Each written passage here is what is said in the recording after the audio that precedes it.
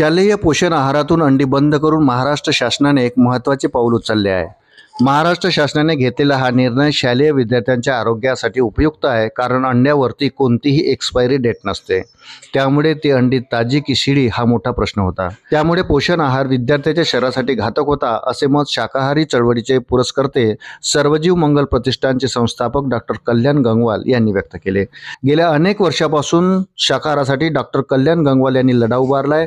त्यांच्या या लढ्याला यश मिळाले असून आता शालेय पोषण आहारातून अंडी कायमची बंद केली आहे. वृत्त सविस्तर जाणून घेण्याकरता चॅनलला सबस्क्राईब जरूर करा.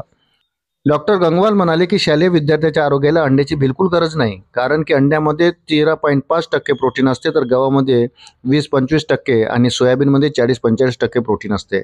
शालेय आहारात अंडी नसली तरी काही फरक पडत नाही. उलट अंड्यामधली विषारी द्रव्य मुलापर्यंत पोहोचणार नाही. प्रत्येक अंड्यामध्ये 300 ते 350 मिलीग्रॅम कोलेस्ट्रॉल असते, जे हृदयाला अपायकारक आहे. कोंबड्यांना अनैसर्गिक आहार दिला जातो, त्यामुळे अंड्यात अनेक टॉक्सिन्स येतात. यापूर्वी अंड्यामध्ये DDTचे अंश सापडले होते. ते पुढे म्हणाले की कोंबड्यांना अँटीबायोटिक्स हार्मोन्स दिले जातात, त्यांचे अंश अंड्यात येतात. अंड्यामध्ये साल्मोनेला टायफॉइडचे जंतू अनेक वेळा आढळतात. अंडे तयार करण्यासाठी कोंबड्यावर पोल्ट्री फार्ममध्ये भयानक अत्याचार केले जातात. अंडे 24 तास उजेडात ठेवणे, डिबेकिंग ऑपरेशन केले जाते व कोंबडीला केवळ अंडी देणारी मशीन म्हणून ट्रीट केले जाते.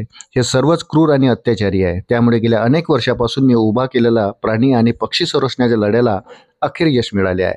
त्यामुळे महाराष्ट्र शासनाचे विशेष आभार मानतो की हा त्यांनी घेतलेला निर्णय खूप योग्य आणि विद्यार्थ्यांच्या आरोग्यासाठी उपयुक्त आहे.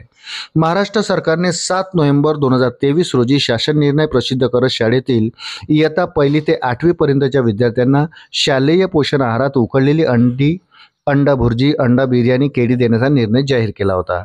हा शासन निर्णय 5 डिसेंबर 2023 पासून लागू केला होता. शास्त्रीय दृष्ट्या मांसाहार आरोग्यास हानिकारक आहे. डॉक्टर कल्याण गंगवाल पोषण आहारात अंडी दिली जाऊ नयेत अशी मागणी त्यांनी केली होती.